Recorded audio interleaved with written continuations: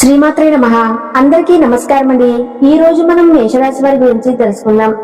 మేషరాశి వారికి నవంబర్ 20 తర్వాత జరిగేది తెలిస్తే ఖచ్చితంగా ఆశ్చర్యపోతారు. పనులన్నిటినీ కూడా కాసేపు పక్కన పెట్టేసి 10 నిమిషాలు మా వీడియోని ఎక్కడా కూడా స్కిప్ చేయకుండా చివరి వరకు చూడండి. అప్పుడే మీకు ఫుల్ ఇన్ఫర్మేషన్ అనేది అర్థమవుతుందన్నమాట. ఎంతో మంది ఎన్నో రకాలుగా చేస్తూ ఉంటారు, కానీ మేషరాశి వారి గురించి ఫుల్ ఇన్ఫర్మేషన్ సేకరించి మరి ఈ వీడియోలో క్లుప్తంగా వివరించడం అయితే జరిగింది. అంతేకాకుండా మీకు జరగబోయే నష్టాలను, ఆ నష్టాల నుంచి ముందుగానే మిమ్మల్ని మీరు రక్షించుకోవటం కోసం ఎటువంటి పరిహారాలు చేయాలో కూడా ఈ వీడియోలో క్లుప్తంగా అయితే వివరించడం జరిగింది. వీడియోను ఎక్కడా కూడా స్కిప్ చేయకుండా మేషరాశి వారు పూర్తిగా చూడండి. వ్యక్తిగతంగా మేషరాశి వారు చాలా అంటే చాలా మంచివారండి. వీరు చూడడానికి కూడా చాలా తెలివిగా కనిపిస్తూ ఉంటారన్నమాట. ఎదుటివారికి చిక్కరు, దొరకరు అన్నట్లుగా ఉంటారు. అంతేకాని ఎదుటివారి మాట వింటున్నట్లుగా ఉంటారు. ఎదుటివారు చెప్పింది చెప్పినట్లుగా చేస్తున్నట్లుగా ఉంటారు. చాలా మంచిగా ఉన్నట్లుగా ఉంటారు. కానీ వీరి మనసుకు ఏదైతే అనిపిస్తుందో అదే చేస్తారు. ఆ పనులే వీరి జీవితంలో సక్సెస్ అవుతూ ఉంటాయన్నమాట.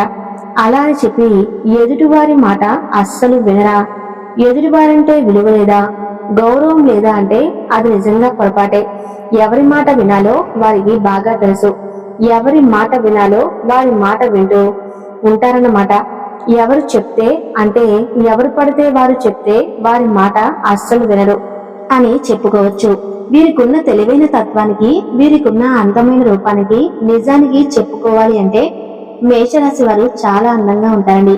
చక్కటి రూపం కలిగి ఉంటారు. మంచి రంగుతోటి, ఒత్తేలు కురులతోటి, విశాలమైన నుదురుతోటి, చందమామ లాంటి కళ్ళతోటి ఎదుటివారిని ఇట్టే ఆకర్షించేటటువంటి మాట తీరుతో చలాకీతనంగా చురుకుతనంగా ఉంటారన్నమాట ఈ యొక్క మేషరాశి వారు.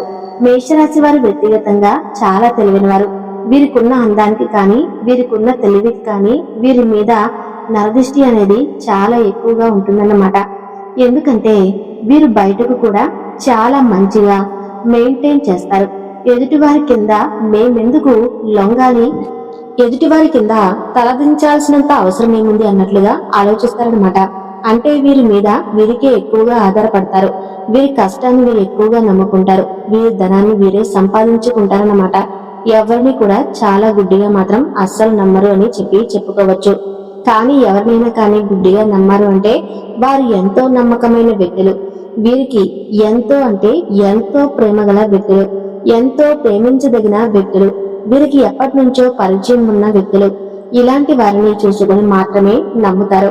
తప్పు ఎవరిని పడితే వారిని 15 నిమిషాలు 10 నిమిషాలు స్నేహం చేసి వెంటనే నమ్మేసేయడము, వారి చేతుల్లో మోసపోవడము, ఇటువంటివన్నీ కూడా వీరిని అలా ఆ విధంగా మోసం చేయటం అనేది అసాధ్యమని చెప్పుకోవచ్చు అనమాట. అందుకే ఫస్ట్ లోనే చెప్పాను, మేషరాశి వారు ఎవరికి చిక్కరు, దొరకరు అని చెప్పి వీరిని మోసం చేయటం అనేది ఎట్టి పరిస్థితుల్లో కూడా ఎవరికీ సాధ్యం కాదు. వీరికి మొహమాటం కూడా అంతగా ఉండదండి. చాలా తెలివిగా ఆలోచిస్తారు. ఎక్కడైనా కానీ కొంచెం మొహమాట పడ్డారు అంటే కనుక దానికి కూడా ఏదో ఒక రీజన్ ఉంటుందన్నమాట. ఆ మొహమాటం వల్ల ఏదైనా కష్టం వచ్చినా, నష్టం వచ్చినా, దుఃఖం వచ్చినా కానీ ఆ మొహమాటం పడటం అనేది అస్సలు చేరు. వీరి వరకు చాలా జాగ్రత్తగా కాపాడుకుంటారు. కేవలం వీరిని వీరు మాత్రమే కాపాడుకోవటం కాదు, వీరి యొక్క కుటుంబాన్ని కూడా చాలా సేఫ్ గా ఉంచుతారన్నమాట. కుటుంబం అంటే ప్రాణం ఇస్తారు. వీరి యొక్క పార్ట్నర్ కానీ, వీరి యొక్క బిడ్డలు కానీ వీరు నిజంగా చాలా అంటే చాలా ఇష్టంగా చూసుకుంటారన్నమాట. ఈ ప్రపంచం మొత్తం ఒక ఎత్తైతే, వారి పని ఒక ఎత్తైతే, వీరి యొక్క లైఫ్ పార్ట్నర్, బిడ్డలు, వీరి కుటుంబం అనేది ఒక ఎత్తుగా చెప్పుకోవచ్చు. తల్లిదండ్రుల కంటే కూడా ఎక్కువగా వీరు లైఫ్ పార్ట్నర్ కి ఎక్కువ వాల్యూ ఇస్తారు. ఇక ముఖ్యంగా వీరు చేసే పనితీరు అనేది ఏ విధంగా ఉంటుంది అంటే ఒక్క పనితో సరిపెట్టుకోరు. వీరికి ధనం మీద చాలా ఆశ అనేది ఎక్కువగా ఉంటుంది. ధనం మీద ఆశ పడటంలో ఎటువంటి తప్పైతే లేదండి. ఎందుకంటే ఒకరి కింద చేచాపి సోమరితనంగా కూర్చుని పదే పదే వారిని అడుక్కునే ఒకరి కింద లొంగి బ్రతకడం కంటే ధనం మీద ఆశతో 1-4-5 పనులు కల్పించుకొని చేసుకోవటం అనేది 1-4-5 వ్యాపారాలు అనేవి తెలివిగా పెట్టుకొని చేసుకోవటం, దాని ద్వారా ధనం రెట్టింపుగా సంపాదించుకోవటంలో ఎటువంటి తప్పు అయితే లేదన్నమాట. ఆ విషయంలో మేషరాశి వారు ముందు ఉంటారు, తెలివికి ఆలోచిస్తారు. ధనం సంపాదించే విషయం దగ్గర కూడా 1-4 వ్యాపారాలు పెట్టుకుంటారు. మగవారైతే ఆడవారు కూడా తక్కువేం కాదండి, 1-2-3 వ్యాపారాలు పెట్టుకుంటారు. అన్నిటినీ నుంచి కూడా చాలా చాలా తెలివిగా ఉంటారనమాట. అలా మెయింటైన్ చేసుకుంటూ ఉంటారనమాట. వీరికి గతంలో పోల్చుకుంటే డబ్బుకు సంబంధించి ఎటువంటి దిగులు, ఎటువంటి లోటు లేదు అని చెప్పి చెప్పుకోవచ్చు. వీరి ప్లస్ పాయింట్ అంటే, వీరి అదృష్టం ఇంకా ఏంటి అంటే గనక, వీరికి పెద్దలు సంపాదించిన ఆస్తిపాస్తులు కూడా చాలా ఎక్కువ. ఖరీదైన వస్తువులు ఉంటాయన్నమాట, ఎక్కువ ఖరీదైనవి ఉంటూ ఉంటాయి. వీరి పుట్టుక కూడా ఎక్కువగా ధనవంతుల కుటుంబంలోనే పుట్టి ఉంటారు అని చెప్పి చెప్పుకోవచ్చు. మేషరాశి వారు పుట్టుక ధనవంతుల ఇంట్లో పుట్టకపోయినప్పటికీ కూడాను మ్యారేజ్ అయిన తర్వాత మాత్రం ఒక వెలుగు వెలుగుతారు అని చెప్పి చెప్పుకోవచ్చు అన్నమాట. అంతటి గొప్ప అదృష్టం అనేది మేషరాశి వారికి ఉంటుందన్నమాట.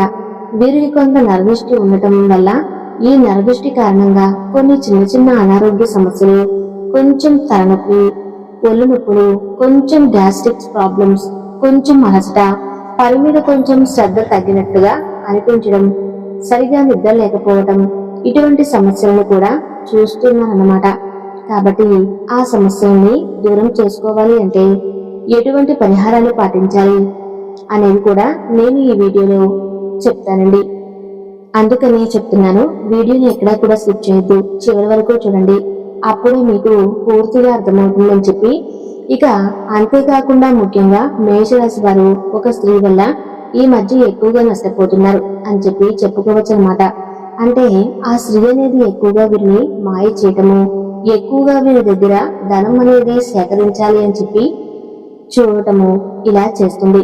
ఇదేంటి, మేషరాశి వారు ఇంత తెలివిగా ఉన్నారు కదా, ఇంత తెలివైన వాళ్ళు కదా, అదెలా స్త్రీ అనేది మోసం చేస్తుంది అన్న విషయానికి వస్తే, ఒక స్త్రీని వీరు వ్యక్తిగతంగా పర్సనల్ గా కొంత అభిమానం చూపించడం వల్ల ఆ స్త్రీ అలసుగా తీసుకుని కొంచెం డబ్బుని ఎక్కువగా వీరి దగ్గర నుంచి తీసుకోవాలని చెప్పి చూడటం ఇలా చేస్తూ ఉంటుందన్నమాట.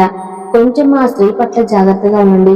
ఇక అంతేకాకుండా కుటుంబ సభ్యులు కూడా వీరి మీద పడి ఎక్కువగా వీరు బాగా డబ్బు సంపాదిస్తున్నారు, వీరు బాగా ధనాన్ని సంపాదిస్తూ ఉన్నారు, వీరికి ఎలాగైనా కానీ ఏదో ఒక నష్టం జరగాలి అని చెప్పి ఎక్కువగా చూస్తూ ఉంటారన్నమాట. కాబట్టి కుటుంబ సభ్యుల్లో కూడా ఎవరు మనవాళ్ళు, ఎవరు మన మంచి కోరే వ్యక్తులు, ఎవరు మన చెడు కోరుకునే వాళ్ళు అని చెప్పి వారిని బట్టి వారితో ఎలా ప్రవర్తించాలో మీకు బాగా అర్థమవుతుందన్నమాట. దాన్ని బట్టి ఎవరితో ఎలా ఉండాలో అలా ఉంటే మంచిది అని చెప్పుకోవచ్చు అనమాట. ఎందుకంటే ఎవరు కూడా పరాయి వాళ్ళు, మనం మంచి కోరుకునే వాళ్ళు కానప్పుడు వారితో మనం మంచిగా ఉండి, మనం ఎంత మంచి పనులు చేసినప్పటికీ కూడాను అవసరాల వరకు వారు వాడుకుని, అవసరాలు తీరిపోయిన తర్వాత నువ్వు ఎవరో నేను ఎవరో అన్నట్లుగా చూసే వారి దగ్గర ఎంతవరకు ఉంటే అంతవరకు మంచిది అని చెప్పి చెప్పుకోవచ్చు అన్నమాట.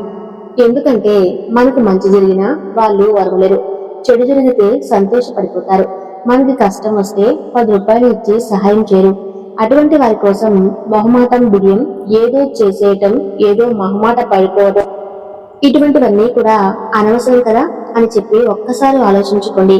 ఇక ముఖ్యంగా మేషరాశి వారికి ఈ నెల రోజుల్లో వీరికి వ్యక్తిపరంగా, ఉద్యోగపరంగా, వ్యాపార పరంగా, కుటుంబ పరంగా చాలా అంటే చాలా అనుకూలంగా ఉంటుందన్నమాట. బిజినెస్ దగ్గర కూడా ₹1 పెట్టిన దగ్గర ₹10 లాభం వచ్చే అవకాశం అయితే కనిపిస్తుందన్నమాట. మంచి సానుకూలమైన అనుకూలమైన సమయం అని చెప్పి చెప్పుకోవచ్చు. కాబట్టి ఎంత కష్టపడతారో అంత కష్టపడండి, అంత కష్టానికి తగిన ప్రతిఫలం అనేది ఖచ్చితంగా వచ్చి తీరుతుంది అన్న విషయాన్ని గుర్తుంచుకోండి. ఇక కుటుంబ పరంగా విషయానికి వస్తే లైఫ్ పార్ట్నర్ పరంగా భార్యాభర్తల మధ్య మంచి అనుకూలత ఉంటుంది, మంచి అండర్స్టాండింగ్ ఉంటుందన్నమాట. సంతాన పరంగా కూడా చాలా అనుకూలంగా ఉంటుంది. సంతాన పరంగా గతంలో కొన్ని సీజనల్ ఇన్ఫెక్షన్లు వ్యాధులు వచ్చినప్పటికీ కూడాను అవన్నీ కూడా ఇప్పుడు క్లియర్ అయిపోయి ఆరోగ్యం అనేది బాగుంటుంది. సంతాన పరంగా చాలా బాగుంటుంది. ఇక తల్లిదండ్రుల పరంగా కూడా చాలా బాగుంటుంది. ఇక లవర్స్ ఎవరైతే ఉన్నారో లవర్స్ పరంగా చూసుకుంటే లవర్స్ పరంగా కూడా గతంలో కొన్ని చికాకులు, గొడవలు, ఇబ్బందులు, ఫోన్లో మాట్లాడుకోకుండా ఉండటం, విడిపోయేంత వరకు వచ్చినప్పటికీ కూడాను ఇప్పుడు ప్రస్తుతం అయితే ఇద్దరు కూడా చాలా అన్యోన్యంగా ఉన్నారు అని చెప్పుకోవచ్చన్నమాట. ఇక ఓవరాల్ గా చూసుకుంటే రియల్ ఎస్టేట్ వారికి కానీ, రాజకీయ నాయకులకు కానీ, సినీ రంగ పరిశ్రమల్లో ఉన్నవారికి కానీ చాలా అనుకూలంగా ఉంటుంది. విద్యార్థుల విషయానికి వస్తే విద్యార్థుల పరంగా కూడా చాలా అనుకూలంగా ఉంది. గతంలో కొన్ని కాంపిటీషన్ ఎగ్జామ్స్ రాశారు, మంచి ఉత్తీర్ణత అంటే మంచి పర్సంటేజ్ తో పాస్ అయ్యారని చెప్పుకోవచ్చు. ఇప్పుడు నెక్స్ట్ తీసుకునే స్టెప్ ఏదైతే ఉంటుందో అది కొంచెం ఆలోచించుకుని తీసుకుంటే మీ ఫ్యూచర్ అనేది చాలా బాగుంటుంది.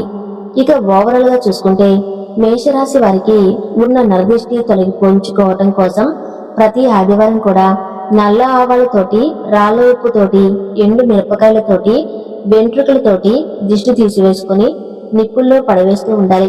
కుదరదు అనుకున్న వాళ్ళు రాళ్ళ ఉప్పు, నల్ల ఆవాలతో దిష్టి తీసుకుని ఏదైనా డ్రైనేజ్ లో కానీ లేదంటే షింకులో కానీ వేసేస్తూ ఉండాలన్నమాట. ఇక ప్రతి అమావాస్యకు కూడాను ఇంటికి బూడిద గుమ్మడికాయతో దిష్టి తీసివేస్తూ ఉండాలన్నమాట.